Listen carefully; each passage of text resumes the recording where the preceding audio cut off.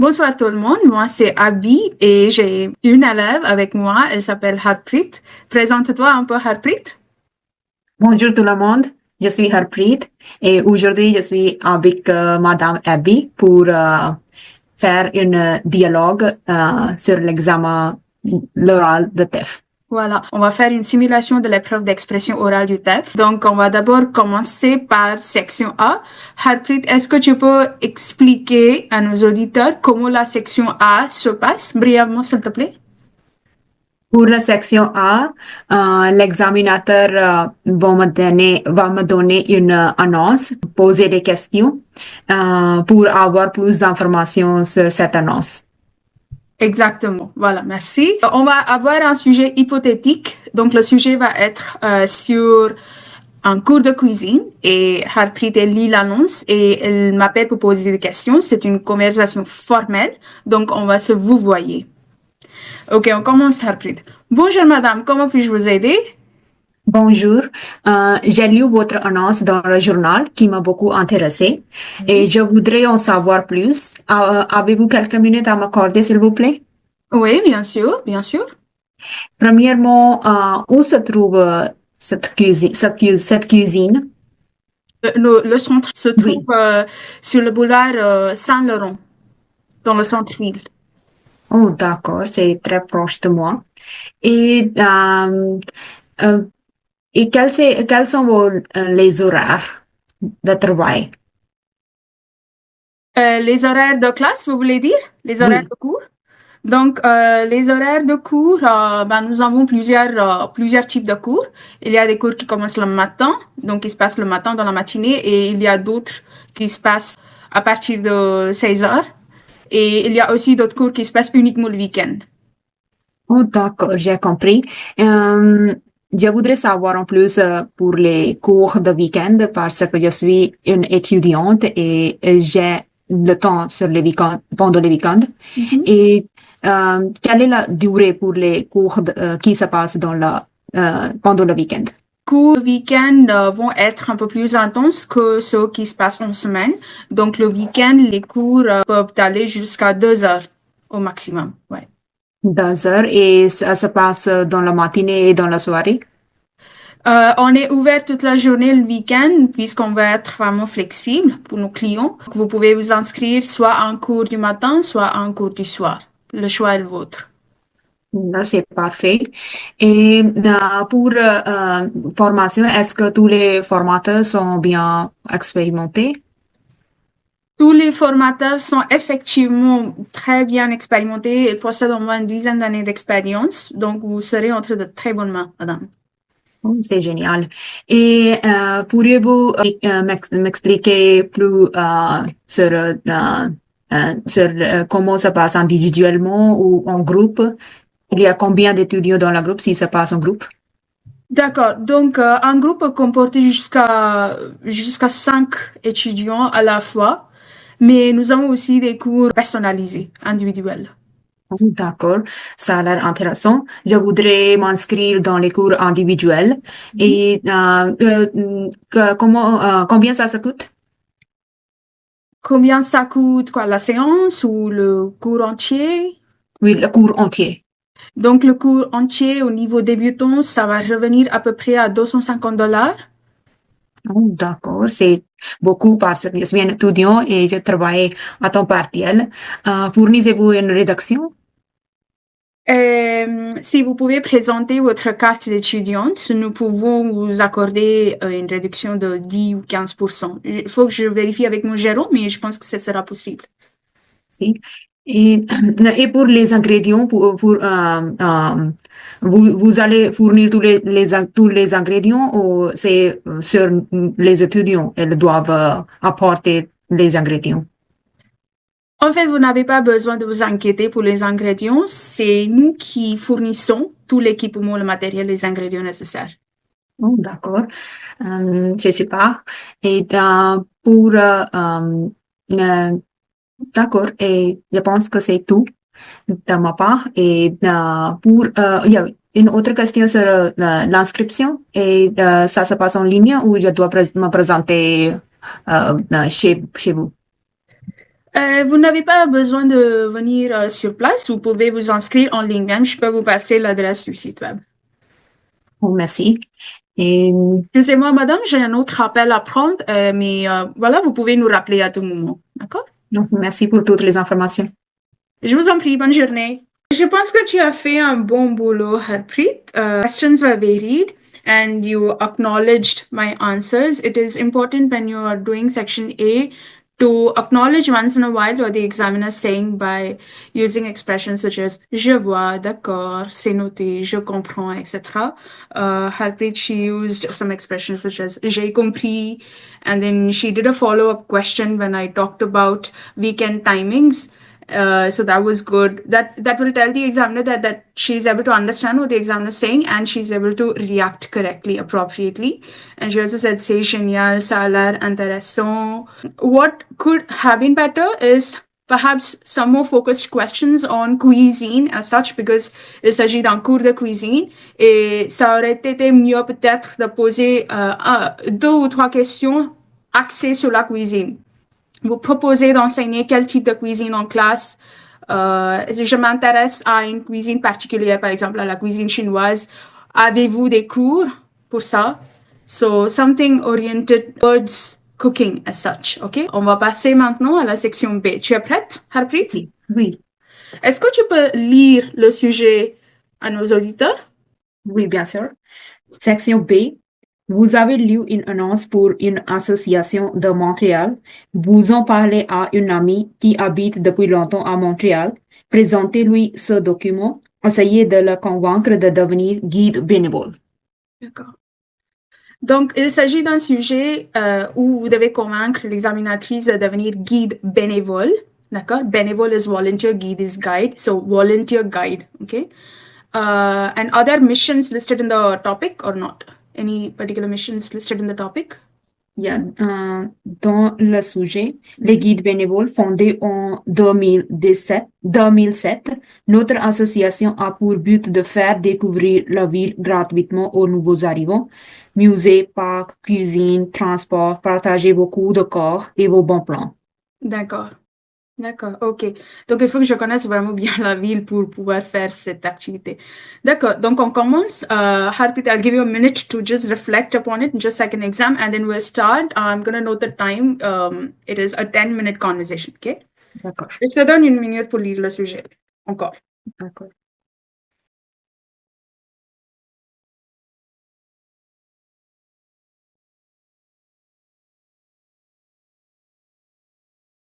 Ok, on commence. Ouais, on attaque? Ok. Ok. Salut mon ami, comment vas-tu? Tu peux m'appeler Abby, d'accord? D'accord. Parce que mon ami, c'est bien de l'utiliser de temps en temps, mais tu peux m'appeler par mon prénom. On recommence? Salut Abby, comment vas-tu aujourd'hui? Salut, ça va, Harpreet? Ouais, je vais très bien. Et toi? Moi, j'avais bien aussi. Merci pour me demander. Et euh, j'ai lu une annonce dans le journal qui pourrait t'intéresser. Oui. Et il s'agit d'être un guide bénévole aux nouveaux arrivants à Montréal. Et veux-tu que je t'en raconte plus? Bah oui, je suis curieuse. Vas-y. Oui.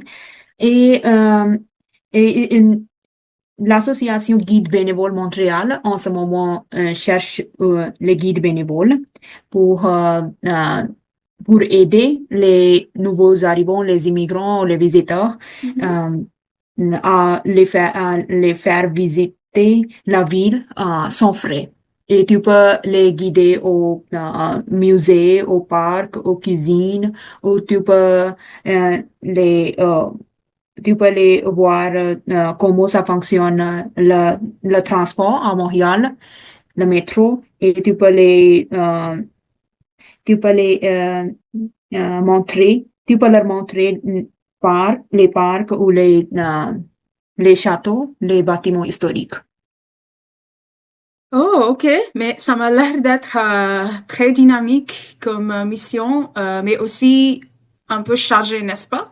Je ne sais pas si je vais avoir suffisamment de temps pour faire tout ça. Tu as quand même énuméré beaucoup d'activités.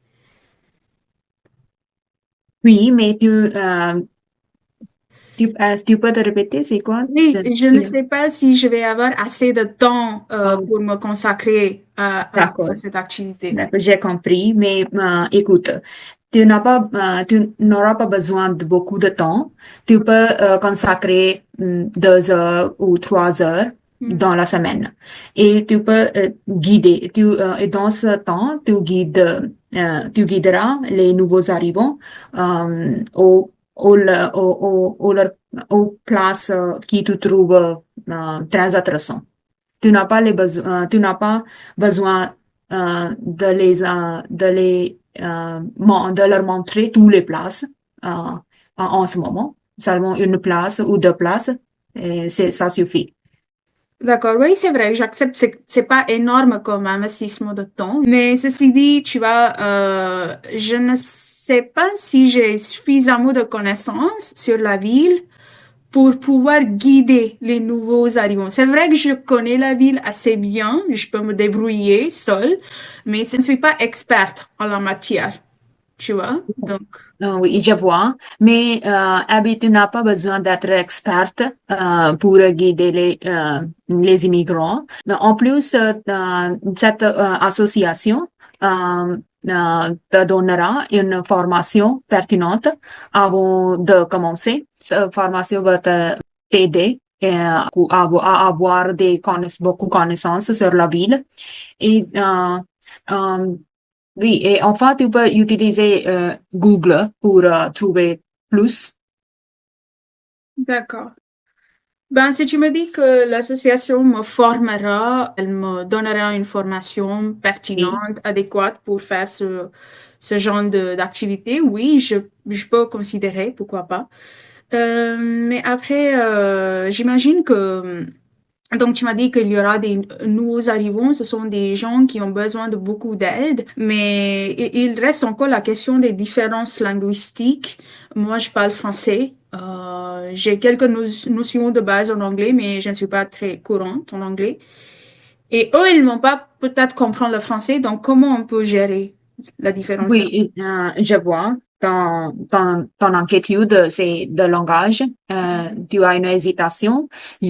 Mais écoute, ça fait longtemps que tu cherchais quelqu'un avec qui tu peux pratiquer ton anglais, n'est-ce pas? Et, Ouais, c'est pour ça, je pense que c'est une bonne opportunité. Il ne faut pas le manquer. Oui, lorsque tu parleras avec eux, ton anglais va améliorer.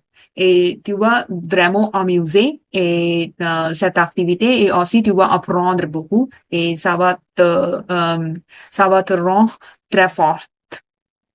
d'accord, d'accord. Et à part ça, et Mhm. tu peux utiliser une application, je vais te partager, c'est pour traduire les langages et au cas où tu as besoin, tu peux l'utiliser. Ok, ça marche, pourquoi pas. Après, j'ai un autre souci qui me vient à l'esprit. J'imagine qu'il y aura beaucoup d'explications à faire parce qu'il s'agit du guidage. Je vais donc devoir guider les nouveaux arrivants. Que ferais-je s'ils trouvaient mes explications ennuyeuses? Si je n'arrive pas à les intéresser, ce sera dommage, non? Oh, mais pourquoi tu penses comme ça? C'est les nouveaux arrivants, ils ont besoin des informations, des explications parce ils sont nouveaux, ils arrivent récemment et donc ils ont besoin de ton aide, tes explications pour leur faire connaissance. Et donc, je pense que ça ne va pas les ennuyer. Et ça va les aider plutôt. D'accord, d'accord. Et mais j'ai une autre difficulté pratique, c'est-à-dire que tu sais, je suis à la recherche du travail et si je consacrais 2 ou 3 heures chaque semaine à faire du bénévolat, ça me laissera très peu de temps pour chercher un travail rémunéré. Et je comprends ceci, mon ami, mais si tu fais cette activité, Oui. ça sera un atout dans ton CV. Et en plus, tu vas avoir une connaissance bien sur notre ville et ton anglais va aussi améliorer et tu vas gagner des compétences comment présenter devant les gens, comment présenter bien et comment parler. Tu vas devenir très fort en communication. Et c'est une compétence clé dans le monde d'aujourd'hui. Et je pense que c'est pour ça que tu dois faire cette activité et ça va t'aider à trouver un emploi bien payant. D'accord. Ben, si tu me dis tout ça, je commence à être tentée et je me demande pourquoi pas. Ça vaudra peut-être la peine d'essayer une fois, ça vaudra peut-être le coup. Donc, oui, pourquoi pas, j'aimerais tenter le coup, quoi. Et je vais faire peut-être un peu plus de recherche et je te ferai signe ce soir pour te dire ma décision, d'accord? Oh, bien sûr, et tu peux y réfléchir et je suis sûre que tu vas, tu vas le faire parce que c'est une bonne opportunité de ne pas manquer. D'accord. Ok. Bon, merci Harpreet et on se voit plus tard, d'accord? Merci. Ciao. Ciao. Boulot, Harpreet, encore une fois, tu as très bien fait la section B. Merci. J'ai noté les bonnes choses et, Mhm. et d'autres choses moins bonnes. Oui, les D'accord. erreurs, oui. Mais c'est normal. Mais en tout, globalement, ça a été un dialogue très naturel et authentique. Mhm. Et tu m'as donné toutes les réactions pertinentes au bon Oui. moment. Et tu as utilisé beaucoup de mots de liaison, beaucoup de connecteurs comme écoute, à part ça, toutefois, what I'm gonna do is I've taken down some notes. I'm gonna repeat the counter argument, and Harpreet, feel free to pitch in with what you said, and then we'll discuss the vocabulary and the idea, okay? On a fait d'abord la présentation du sujet. Introduced me into the topic with saying, écoute, j'ai lu une Oui. annonce sur ça. Do you have any tips pour nos auditeurs? Est-ce que tu as des tuyaux? Peut-être un Je conseil? pense, oui, je pense qu'après salutation, elle faut présenter le document bien parce que c'est très important. C'est très important partie de la section. Et pour faire une présentation, il faut utiliser le document. Mais faut pas lire à haute voix le texte, utiliser deux ou trois synonymes. Comme ça, l'examinateur saura que vous avez bien compris le sujet et que vous êtes à l'aise pour le présenter de façon fluide et naturelle. Quelle phrase tu as utilisée pour me demander si je suis intéressée par le sujet? Hmm. Je pense que tu as dit, tu veux que je t'en raconte Je plus? t'en raconte plus, oui. Oui, Oui. oui, Est-ce que tu veux que je t'en raconte je raconte plus? plus. D'accord.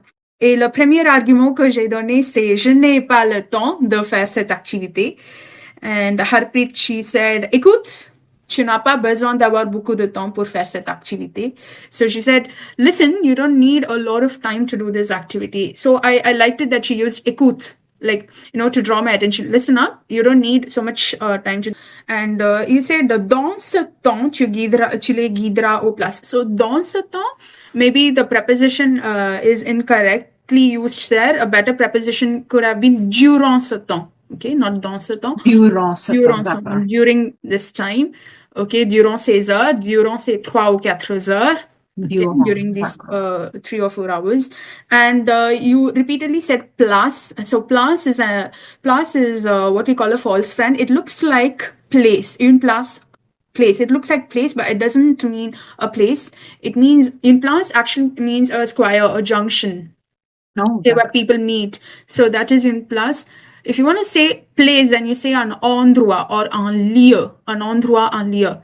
So what could you have said instead of tu guideras les nouveaux arrivants aux diverses places? What could you have said instead of Euh, place? tu vas les guider aux divers endroits. Very good. And then my next argument was, je ne suis pas expert. You see, this topic is about guiding newcomers through various places in the city. So I told Harpreet that I'm not, I know the city more or less well. I can manage, je peux me débrouiller, but I'm not an expert when it comes to like the geography of the city. Je ne suis pas experte en la matière.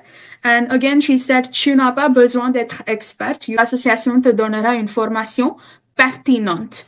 The word pertinent means relevant. So this association will give you a relevant training. Cette association te donnera une formation pertinente à avoir beaucoup de connaissances. We have to rephrase that and say, cette association te donnera une formation pertinente, which will allow you to have a lot of knowledge. Okay, so ce qui te permettra d'avoir beaucoup de connaissances. Et le troisième argument que je t'ai donné, c'est par rapport aux différences linguistiques. Et tu m'as dit que here Harpreet, she used a very nice sentence. She said, je vois ton inquiétude. I see your concern. I see your worry. Je vois ton inquiétude. And then she said, ça fait longtemps que tu cherches à pratiquer ton anglais. You have been wanting to practice your English for a long time now. Okay? Ça fait longtemps que tu cherches à pratiquer ton anglais. Et après, qu'est-ce que tu m'as dit? Ça, c'est une bonne occasion de le faire? Oui, c'est une bonne opportunité de le faire. Opportunité. Opportunité. Voilà, de le faire, oui.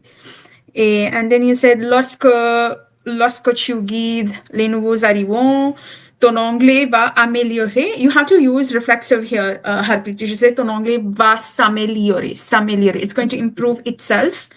Ton anglais va s'améliorer. And you said, tu vas vraiment amuser. Here again, you'll have to use reflexive and say, tu vas vraiment t'amuser. Okay? Tu vas vraiment t'amuser, oui. And then ça va te rendre forte. You said it's going to make you strong. Strong is good. You can also say it will make you a bit more of an extrovert. Confident. This is what I was trying to say. Yeah. So how will you say it's going to make you more confident? Ça va augmenter ton confiance en toi.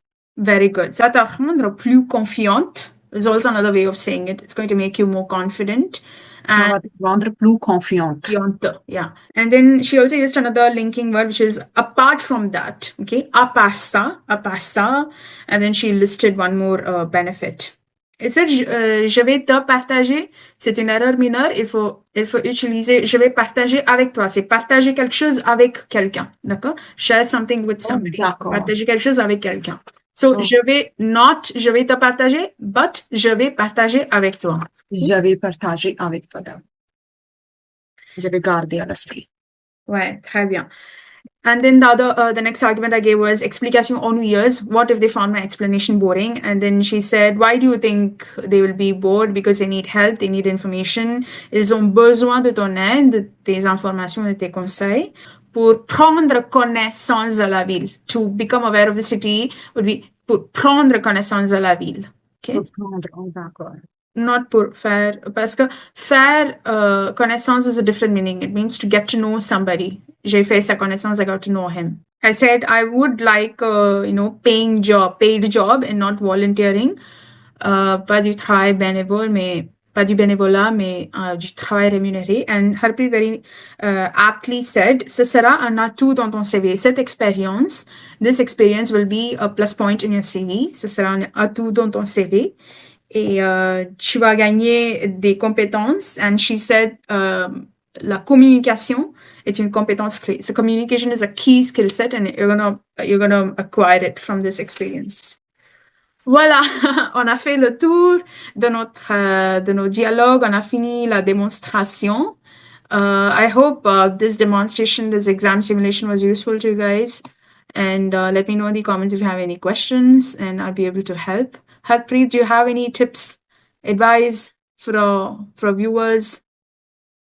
I will follow your advice, what you gave, like on the corrections that you made. I made some grammatical errors. So this is advice for me and also for the viewers to keep an eye on grammatical errors. Keep an eye. Yeah. Grammar, c'est très important. It's not just the theory of grammar, but grammar is so vastly useful in a very practical sense when speaking, and most people tend to miss that, right? So, yeah. Donc, Harpreet, merci beaucoup de ton temps. I'm sure this bit of Benevolo that you did would be useful for a lot of them out there looking to write the TEF exam. Merci, je Yeah. vous en prie et merci à tout le monde pour regarder cette vidéo. Oui, merci à tous et bon courage. Au revoir. Au revoir.